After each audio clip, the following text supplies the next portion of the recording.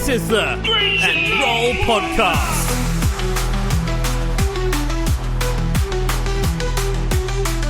With your hosts, Chibbsy and Mad Dog.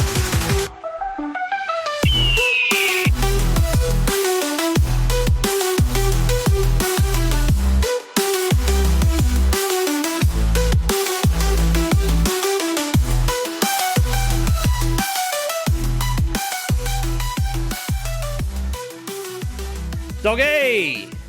How you going, mate? Yeah, good. You got one in the W column. Bloody oath, mate, and I am pumped up about Yeah, this. it's good, hey. Yeah, It's good. so It was, good. And in a fashion.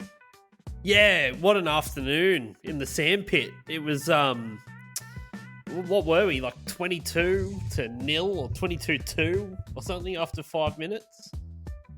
Yeah, it was 30-plus points first quarter. Yeah. Maybe 30. Yeah, it was last year's Hawks. It was incredible. So this is exactly what we were wanting for the return to the Sandpit after the doldrums that we were in. Yeah. And, dude, I'm sure J-Roc Jacory is a really great guy, and I wish him all the best. But go the Hawks. Yeah, it was. I copped a bit of flack online for leaving a comment somewhere that it was addition by subtraction with the cutting of J-Roc, and I was surprised with the. You've improved, correct? Yeah, it just we just were able to play that proper Tatum way, that fast get out in transition, quick turnovers, get it down the court. There was no hesitancy. There was no stopping the ball. It was go. We either took it to the basket or got fouled going there.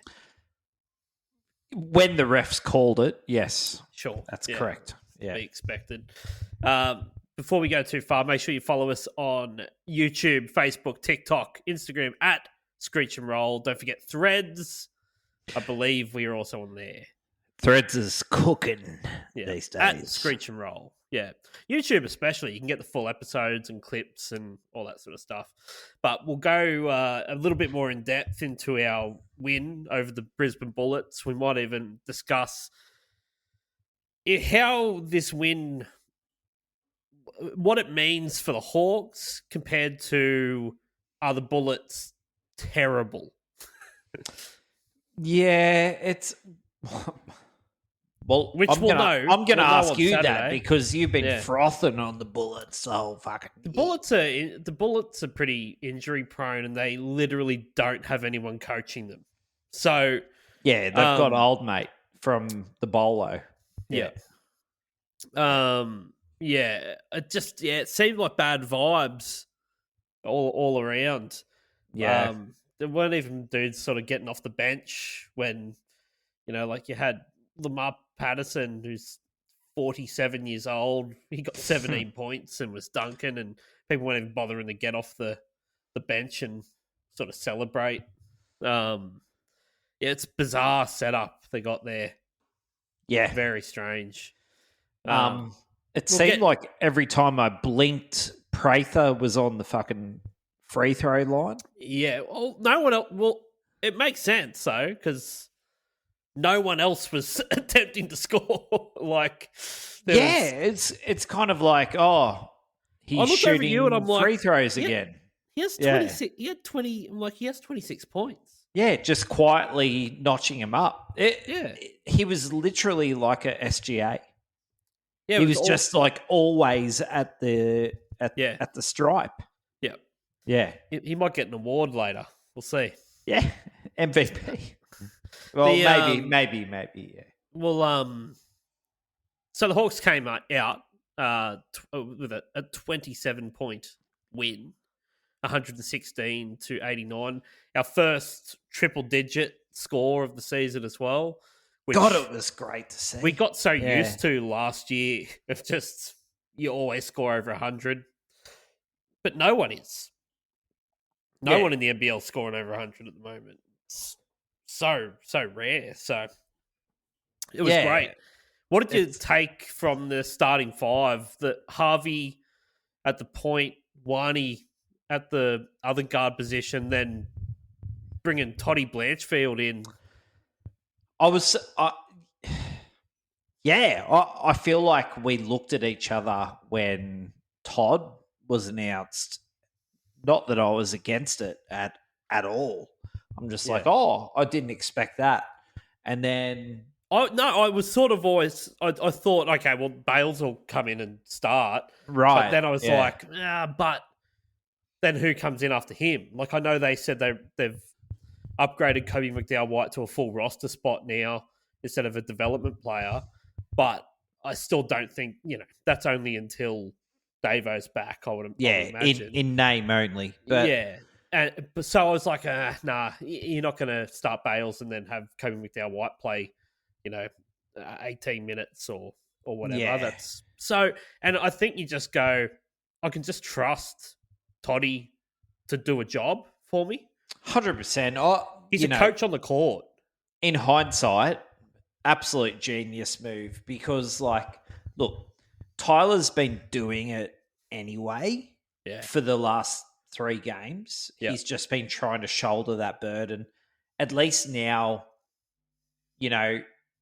Tatum said to him, mate, you're one, take the ball up, you're running the offense, make it happen. There's no restrictions on, you don't have to hold yourself back for anyone else. Yeah. Blanchfield's the most reliable dude out there. Give him the ball. He's going to bang a 3 down. He knows what he's doing. Yeah. And, mate, Harvey lived up to it 1,000%. Yeah, so, he was only a couple of rebounds off a triple-double. I wasn't, keeping tabs on his stats during the game. But no. I looked at the box score. I'm like, damn. Yeah. He was three rebounds off triple-double. Yeah. 10 assists. 10 assists. And that is what you can see by the fact that there were, I think we had, I wrote it down here. So the last game we played, we had 3 points off the bench. This game we had 43 points off the bench. So what's the difference? I mean, it's that ball. I guess it's just that distribution and because it's an incredible turnaround. 100%. Yeah, it is. And it didn't seem to. It's not like we had 7 guys in double digits. Yeah, exactly. Yeah, and we've spoken about this before. You've got to have 4+ people in double digits to be competitive. You can't have one person on 40 points and everyone else is on 6 because it just doesn't work. The previous 3 games we had McGee and Harvey. That's pretty much been it. That was it since the start of the season. That was it.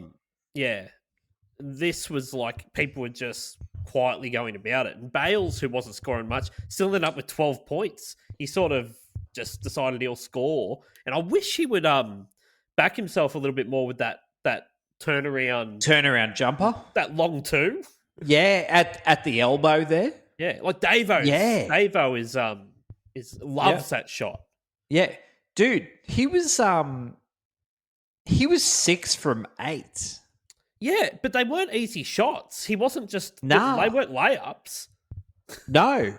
They were late shot clock, contested. Correct. Yeah. Yeah, 100%. And And it was great to see because, it was kind of like, getting to see what he could actually do let off the leash. Yeah, and it excites me even more when Davo gets back. that's who's coming in when Davo goes off, because just real tenacious as a defender as well, like Davo is. That's right. I don't think people are going to be able to catch a breath with who's coming in and out. See, the last few weeks when we were talking about Bales, we've been talking about the defense and the hustle and the intent, but last game was when we actually saw the scoring capability. Yeah. Yep. So that excites me. Yeah. And mate, don't get me started on Johnny. Oh. Don't get me started, Johnny. Mate, 2 minutes. Yeah. 2 from 2. How's the what a debut to come out and hit this bizarre banked 3. What a mad dog, eh? And then just getting that intercept and just taking it down and dunking it. And then just like swinging off the rim. Yeah, he's a tall dude as well. He seems to have a pretty good reach. I love this guy. I'm just going to say it right now, declare it to everyone out there. I love that guy. Sparkle Narkle, they call him in the change room. That's do they? Tatum called him in the press conference. Yeah, the Sparkle man. He said he's quiet, real quiet. They're always the best types. Call him Sparkle Narkle. Yeah, we had 29 assists overall, but it was good to see, like, McGee, unbelievable as always, but so good to see a game that's not completely reliant on. Yes, exactly. We need McGee to get us some points here, and really, that's the role that he needs to play. Like, I'm sure last week we did say that. We said you don't want to get to panic stations of like just get McGee the ball and hope he does something. Yeah. We're hoping teams panic about him, double him, then we can kick it out to like apparently you kick it out to Mason Peatling. That's who you kick it out to. Look, you see the first plays of the game and out of the half were run for him to take a 3. Yeah, dude. And he hit what, 4 of 6 or something? Man, he's been incredible. Yeah. I love there's just something about that tactic board that I love, of like the belief that Tatum and the coaching staff have in him to make those shots, but the fact that no one is going to bother guarding him. If they kind of disrespect him. No, they're just like go for it. Yeah. Yeah. And there's nothing better than seeing someone get disrespected and that just punching him in the nose. Just swish. Yeah. Yeah. But 4 times as well. It's a shame he got into foul trouble early and they had to sit him. But he was on fire. Man, did I give him the player of the match the previous game? Or a special mention? At least. I think so, yeah. But he, like, as Taylor said when he was on the podcast, he pisses class. Yeah, this guy. yeah. He really does. Like, he's a multiple ring winner. Yeah. It's funny because that starting 5 that you chuck out there and you say, okay, we're going to have Harvey, Warney, Peatling, Blanchfield and McGee. I reckon most people would have seen that come up on Instagram. Yeah, just gone like, well, yeah, like what? Okay, it's fine. We stop McGee and Harvey and we'll be all right. They're not expecting Mason Peatling to be on the perimeter just smacking threes down. Threes. McGee, a double-double, 13 points, 12 rebounds, 3 assists, 2 blocks. And they only had to play him for 22 minutes, which is... I'll be surprised if there's any games this season where he doesn't get a double-double. Yeah. They're starting to get on the same page with the passing and everything. He had a few of those great where he sat sort of at the top of the key and no look past under the basket to a Warney or a Peatling. Just thank you. Love it. Just classy player. Yeah. Love it. Yeah. Yeah. So much experience. He knows exactly. Yeah. Yeah. And, I love the man. Yeah. Warney got a quiet 12 points as well.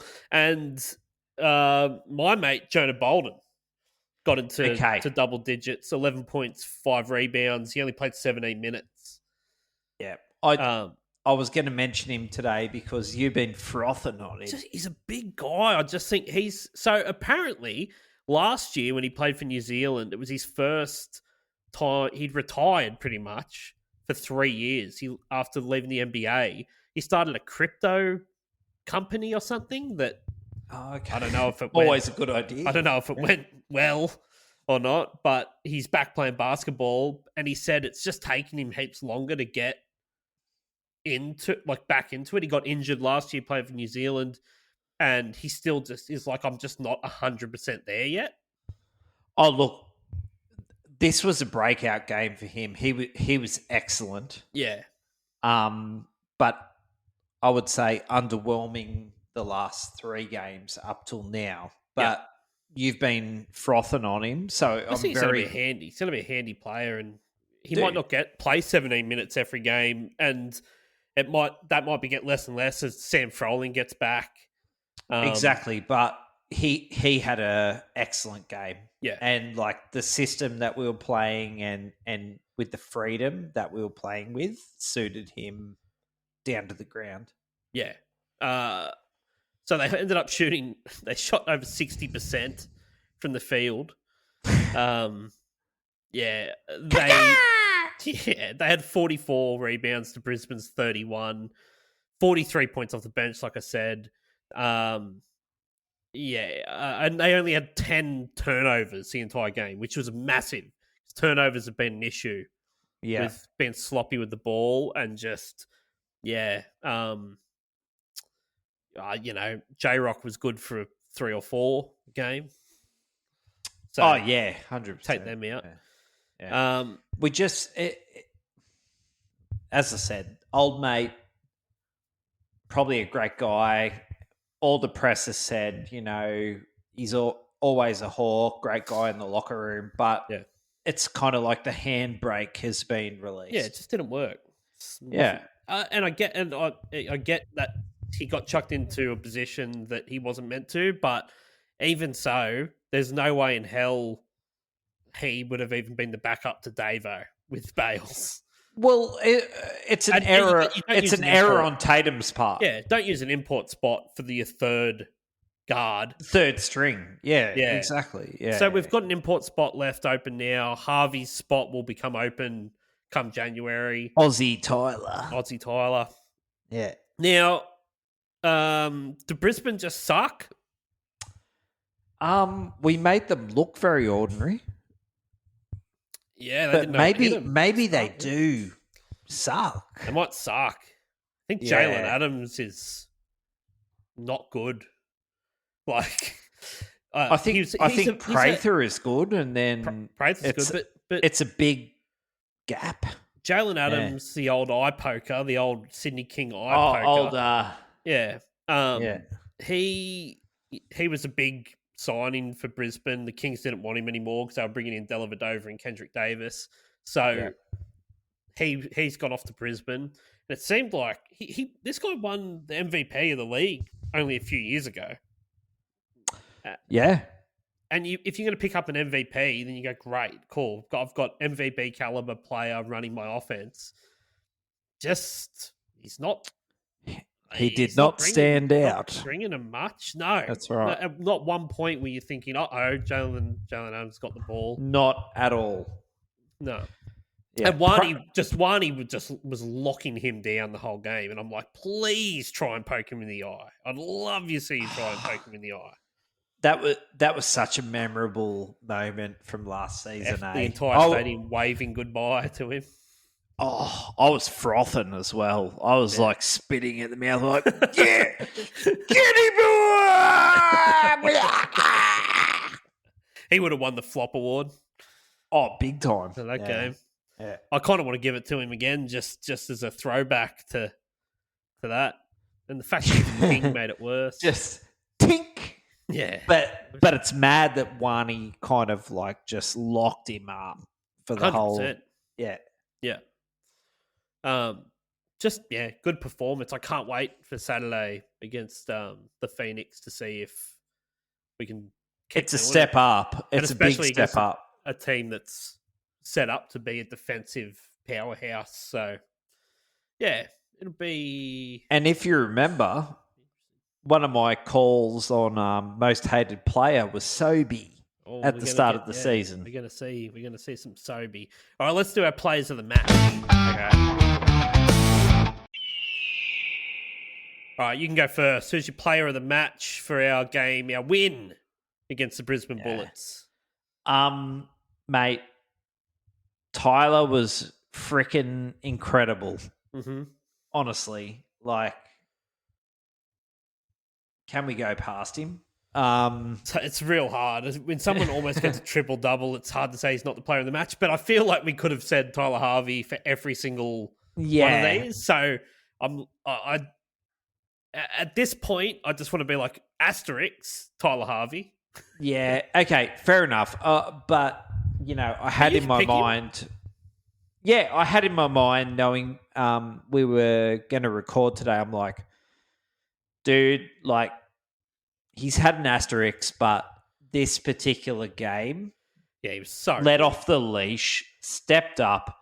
He's feeding people left, right, centre. The assist is the most impressive part out of the stat line, the 10 assists. It's ridiculous. So like it's a no-brainer for me. He's man of the match for me. Yeah. Yeah, fair enough. I'm going to Tyler Harvey is the obvious choice and totally fair, but I'm going to pick Todd Blanchfield. Yeah, nice. Coming in as a starter. Yeah. Being that coach on the floor. Yeah. You could hear him. He is constantly talking, yelling, communicating, especially defensively, at everyone, telling them who, there, here, you're there. It is like having a coach out on the court. But I like the idea of just the old head, that it's like... He looks like an accountant. Yeah, I need you out there because I don't have anyone else to put out there, and I trust you to just get us playing the way we're meant to play, which is very similar to the way that the NBL one team played. That fast transition, get the ball out, go, move. We're not stopping. We're not dribbling it over the halfway line and dead stopping and waiting for something to happen. It's one pass, two passes down the court, go. Yeah, interesting. Which is funny that you've got to rely on the old accountant to be the guy to make that happen. But even if he's not the one doing it, he's communicating and making sure it gets done. And he hit 60% from three. Yeah. Yeah. 3 from 5 from, and one of the best shots was in the corner. Harvey charged in at the ring, did the hook pass over his head out to the corner, and Tohi diving at an angle pretty much, still running in on the corner, got it out swish. It's incredible. They're the ones that make you just, like, the ejector seat goes off in your seat and you're up and just screaming. 100%. Yeah. Here, let me ask Ted if he's got a man of the match. Teddy. Yeah, come over.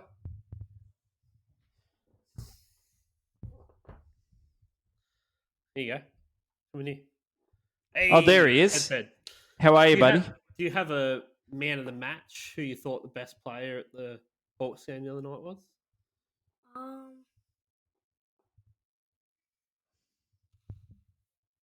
Soccer Bullet played good. Wani. Yeah. Yes. He's always in discussions. Yeah. What's the defensive hustle? What about McGee? Yeah? That was good. Yeah. They all played good. They all did play good. No one played bad. No, that's true. Yeah, good call. Good on you, Teddy. All right. Let's move on.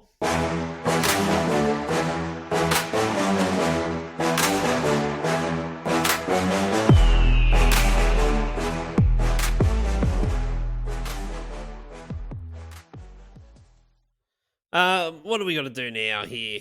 We're going to... Oh, I know what we're going to do. Yeah, play it. We're going to play this. So I want to get a little bit of separation because this is becoming absolute viral TikTok content. All right. Okay. So let's give away the Chris Goulding Flop Award. We're just happy that Chris Goulding didn't hurt himself flopping in front of us. All right. I mean, who do you want to give the Chris Goulding Flop Award to, Dog? Okay. So it's always tempting to give it to the refs. Oh, you know what? Yeah, it is. Can I just make one quick point about with the ref thing? The outlet pass from Harry Froling all the way. He threw the ball to the other end of the court after a free throw to open Tyler Harvey layup. That I feel bad because there's a dude on TikTok and stuff that's doing these unreal analysis videos and fully like pauses and breaks them down and tells you, okay, this is what happened here, this and this. But apparently the rule is that they called subs, but they can't do that. They have to call the sub before he's taking the free throw for it to stop. And they hadn't. So that point should have stood. But correct. The refs called it off. Yeah, it was like a you want the sub, did you? It'll be okay. Yeah. He literally threw it to the other end of the court, pinpoint. Yeah. Harry, can we talk about Harry for 1 second? Look, I like that he's banging threes down. Oh, how good's that? He's lippy as hell. Yeah. It chucking does seem balls like the down second he court. gets on there, a tech is given to someone. But I don't mind a bit of grub. It's good. You know? We're from Wollongong. That's exactly right. Yeah. Yeah. Anyway, so look, Chris Goulding Flop Award. I wanted to give it to refs in certain parts. I'll tell you who I'm giving it to. Yeah. Tohi Smith-Milner. Yeah, okay. Yeah. His head was annoying. His head's super annoying, and I can't pinpoint a particular foul that he kind of played up on. I looked this up, Doggy. I tried because I was like, that guy's head is just so it's fucking really annoying. riles me up. And I tried to look up. I'm like, how many times did he go to the line? Because I swear to God, he was always there, and he only went twice apparently. Yeah, but it's like what? But I remember looking over at you, and I said, "What's the go with this bloke?"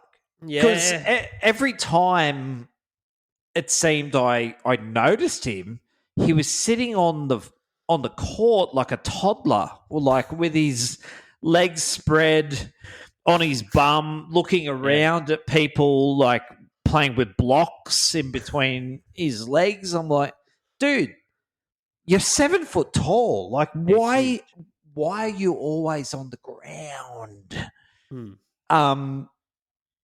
Yeah, he just annoyed me, and he was always not on his feet. So, give me Smith-Milner. I like that. Yeah. Yeah, let's do that. Do you have one?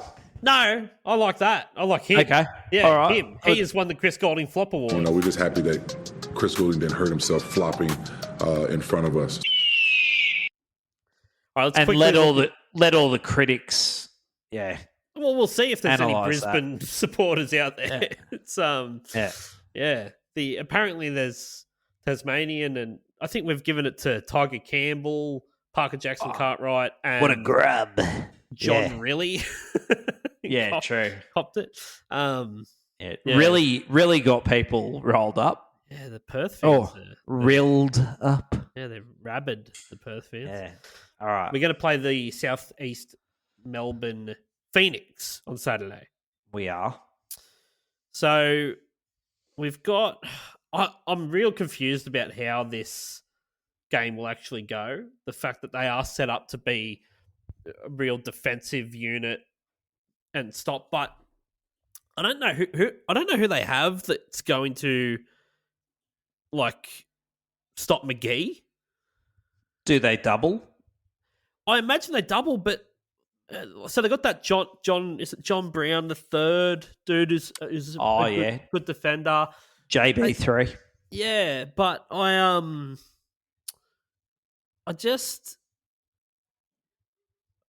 think McGee might have a field day here, even if they double him. Okay, so either it's the old thing of they double McGee and we get open shots if we run out the same starting five that we did, which we will, but they don't have any huge bodies to throw at him, and doubling him with small dudes, he's just going to dunk on them. Yeah. I swear he hit a dunk from like 5 feet away. So far, he just it doesn't seem he like just he like can swung reach his arm at the ring. Yeah, it was crazy. So Brisbane succeeded a little bit at it, where they were able to double him before he could take that extra dribble towards the basket, and had kind of put him on an island, either on the baseline, either to the right or left of the basket. But he was able to just make a pass.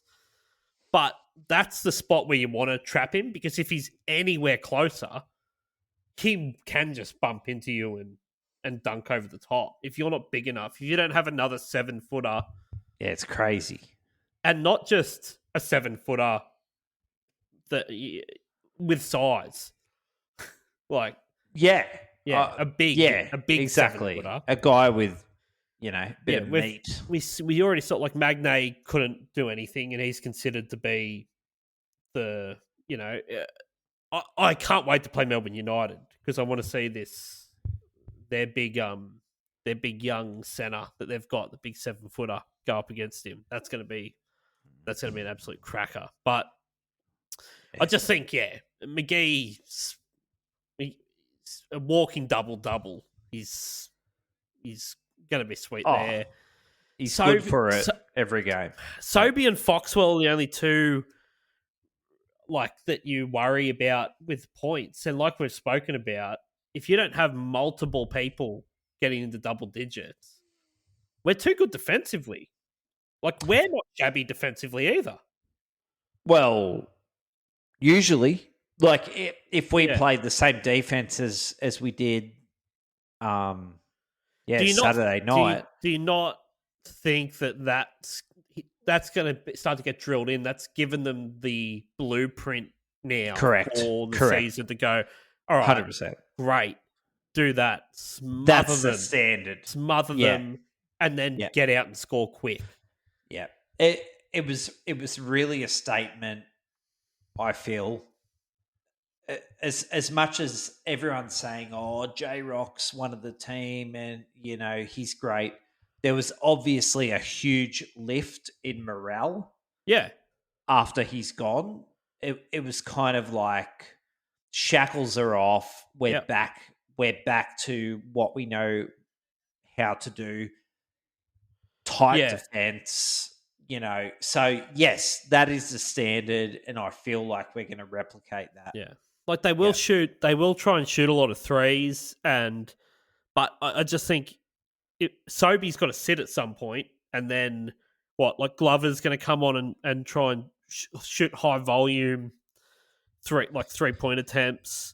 You live or die by if they go in or not, but as long as we can have that 4 or 5 people contributing with scoring. Yes. They can't match. I just don't see where they can match that. I don't think so. Yeah. Yeah.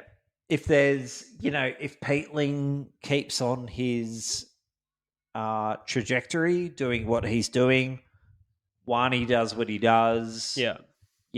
Sobey is an excellent shooter. Well, all of South East Melbourne have been, so far this season, they're kind of on this hot streak from deep.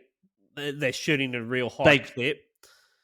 but they seem like tough shots. They don't like it. It seems like that could dry up at any point. Yeah, man. Yeah. Yeah, it's streaky.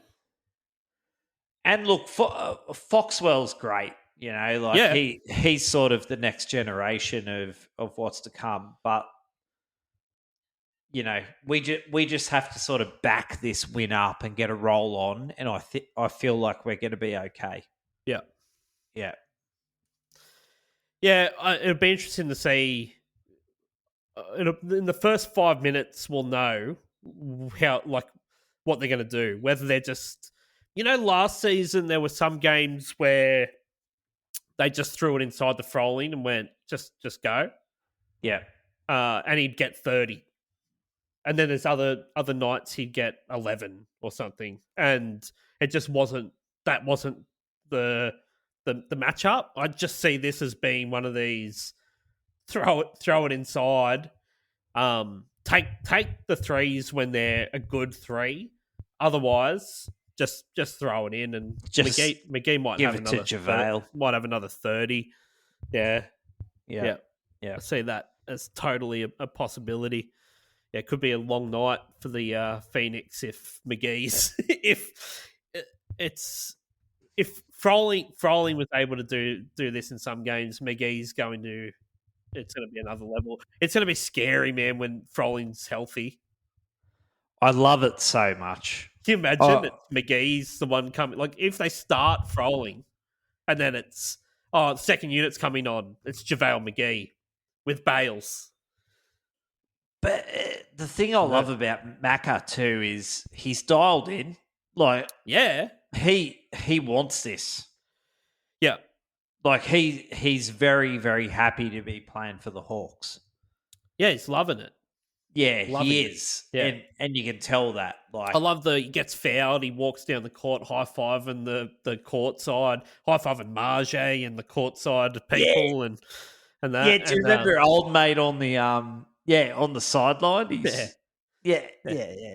I love that about him. So yeah, it's good. I can't wait. I just want to see him. Want to see him back on the court after that good win. See big time. Yeah, see if we can keep the momentum going. Keep it rolling, baby. Yeah, because people are going to get, if we can get a few wins on the trot, we'll be ignored by the media, of course. But we were ignored when we won the championship. Yeah, the other teams are going to have something to worry about. And with, I know New Zealand just flogged us, but I don't see that happening again. I don't see them shooting, 97% from three. And Cairns... No, that was ridiculous. Suck. Yet they've had a few cheeky wins. Yeah, but it's not. It's not good. Like Adelaide, it's a whole thing. Adelaide lost.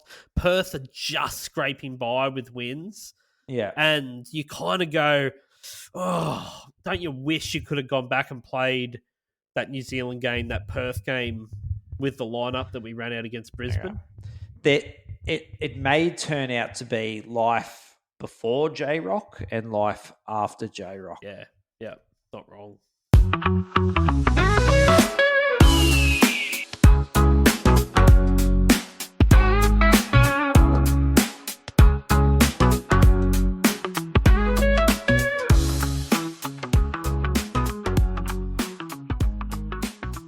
All right. Thanks, Doggy.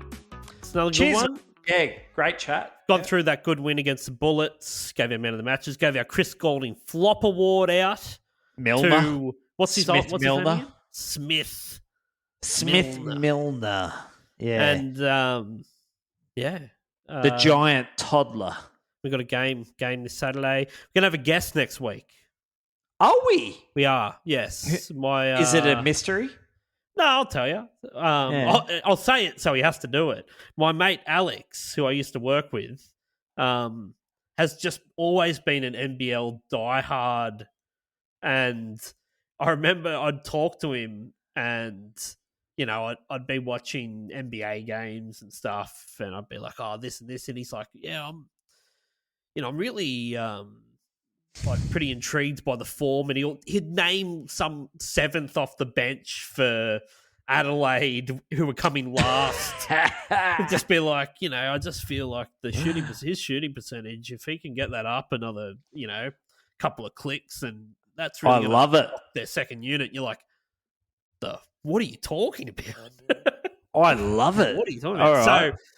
So he's been following us on the socials, and he left a couple of comments, and I sent him a message. I'm like, mate, when are you going to come on the pod? And he's like, when they finally win. And I'm like, I messaged him after. I'm like, so when are you on? He's like, I'm going. He lives in Melbourne. He's like, I'm going to be at the South Melbourne game, so I'll come on next week.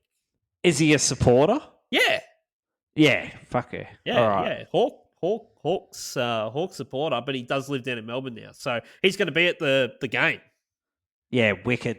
All right. That'll be a great insight then. Excellent. Yeah. Make sure you're following us, our YouTube channel, Instagram, TikTok, Facebook, Threads. It's at Screech and Roll on all those things. You can subscribe wherever you get your podcasts. Subscribe on YouTube as well. And leave us a review and tell all your friends. And keep on rolling, baby.